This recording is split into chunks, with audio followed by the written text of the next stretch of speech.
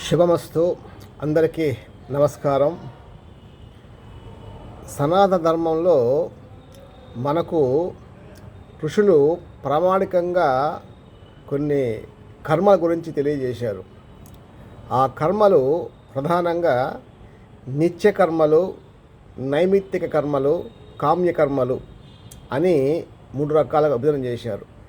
నిత్య కర్మలు అంటే ప్రతినిత్యము మనం నిద్ర లేచింది మొదలుకొని నిద్రపోయేదాకా ప్రతిరోజు చేసే కర్మలు నిత్య కర్మలు.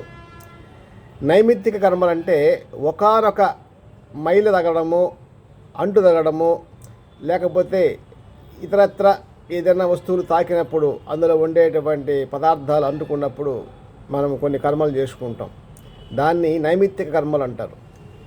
మూడవది కామ్య కర్మలు అంటే మొక్కుబళ్ళు, మాలలు వేసుకోవడాలు, వ్రతాలు, నోములు.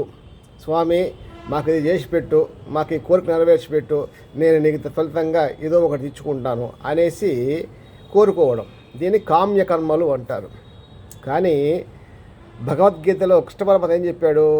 కర్మణ్యే వాధికారస్తే మా ఫలేషు కదాచన మా కర్మ ఫలహేతుర్భూ మాతే శంకోత్వ కర్మణి. అంటే కర్మ చేయడం వరకే మనకు అధికారం, కర్మఫలం మీద అధికారం లేదు. తత్ఫలితం ఈశ్వరార్పణంగా వదిలేయాల.